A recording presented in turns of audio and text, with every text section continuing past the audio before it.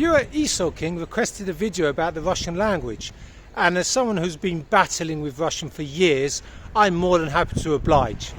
Even if you're not interested in languages or not learning Russian, then come along for the ride at least. I'll be strolling down Science Avenue in the north part of St. Petersburg, which was developed from the 1960s. So why learn Russian? Well, I mean, it's a very useful language. It's very widely spoken. There's about 250 million Russian speakers in the world. If you're going to be travelling anywhere around the ex-Soviet Union, then Russian will be very useful. You'll hear it from, Tallinn and Riga all the way down to Bishkek and Almaty. So it's well worth having in your locker. Also, let's not forget these days as well, if you're in a country that's taken in a lot of Ukrainian refugees, well then they are very likely to speak Russian either as a first or second language. Although Ukrainians in the west of Ukraine don't tend to speak Russian or don't like speaking Russian, they're probably not the ones that are going to be refugees because the west of the Ukraine isn't under the threat. But the area that's under threat is basically Russian speaking, so I'm quite sure that any refugees will speak Russian, but they might not speak the language of the country they're in. So if you need to or want to communicate with them, then clearly Russian is going to be very useful. Also, coming to Russia, it's not like if you go to somewhere like the Netherlands or Denmark, where that everyone there is pretty much going to speak excellent English. Outside of Moscow and St. Petersburg, wow, English speakers can be rare. So if you are going to be spending any time in Russia, you really do want to know the Russian language. You don't just want to rely on getting by in English.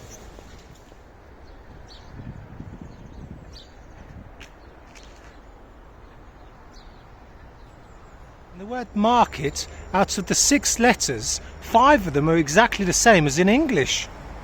Actually, you could say all 6 of the letters are the same, but one, the Russian R looks like the English P, which is a bit confusing, but whatever.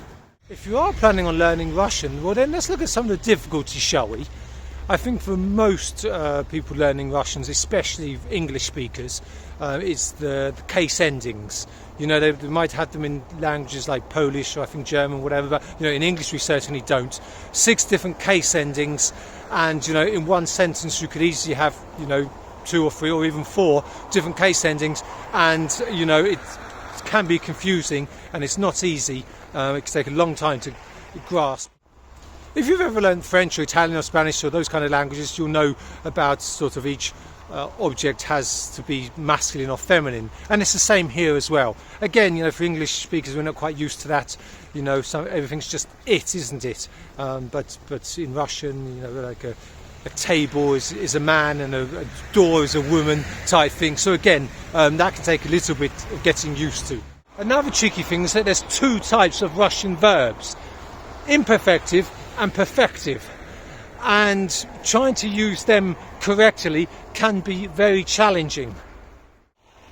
Now, Russian has a flexible word order, which you'd think might be helpful, but actually I find it the opposite. I find it's more difficult, to not have a set standard of how a sentence should be. Another major difficulty is word stress. Now, in English it's not such a big deal if you stress the wrong syllable of a word, but in Russian it is.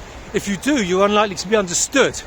So, it's very important, especially if you're coming across a new word each time, to try to listen or find out how it's exactly pronounced.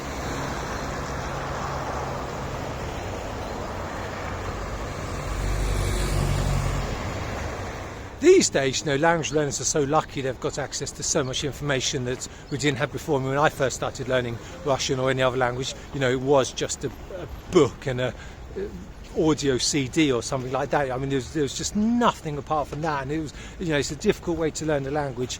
These days, language learners are absolutely spoiled for choice, so make use of all the online material. In fact, let me just cut away now to some of the sites that I've used in the past and that you might find useful as well. Fedor presents some very useful short lessons for beginners. He speaks excellent English, so can explain any complexities very well. Nikita and the Easy Russian team make some fun videos where they take to the streets to interview passers-by. All videos are accompanied by both Russian and English subtitles. Max takes you for some interesting strolls while explaining things in very clear Russian, a great resource for more advanced Russian learners. There's a myth that I don't agree with, and that is that you should be in the country of the language you're learning. Now, I'm not saying it does any harm, of course not, but I certainly don't think it's essential. On the contrary, I've noticed sometimes I've made more progress on learning, especially sort of the more grammatical side of things, not being in the country. Once you're already in the country, sort of you almost think like job done, and you can even lose a bit of motivation. But the prospect of going somewhere really gives you that push and that incentive to learn the language. If you're in Moscow, if you've got a choice between sitting and learning Russian grammar or going out and exploring Red Square and the Kremlin, or having a date with a hot Russian girl, well, I mean, you're not going to be choosing the Russian grammar, are you?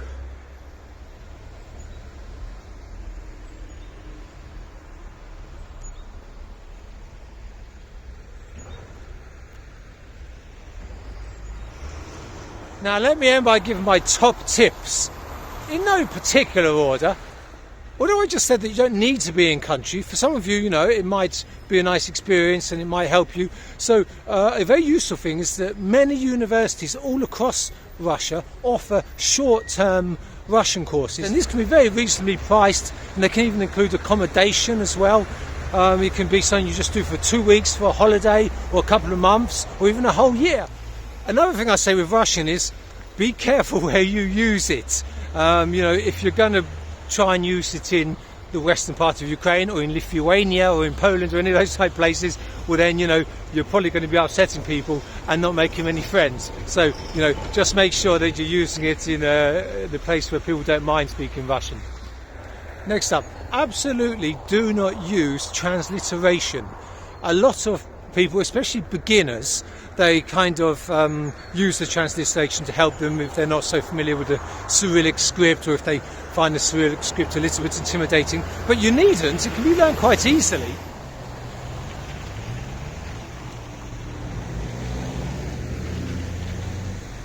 Don't be afraid to make mistakes. An awful lot of language learners are worried about making mistakes, and that can make them be a bit shy to speak. Absolutely make mistakes, and also encourage, if you meet any Russian speakers or become friends with Russians, then encourage them to correct you and criticize you, because again, that's often the best way of learning. Finally, don't torture yourself too much with the grammar. Russian is a grammatical language, and it can be tricky, and it can almost sort of put you off, or certainly, spoil the enjoyment. So I'd say, be clued up on the grammar, but don't torture yourself with it.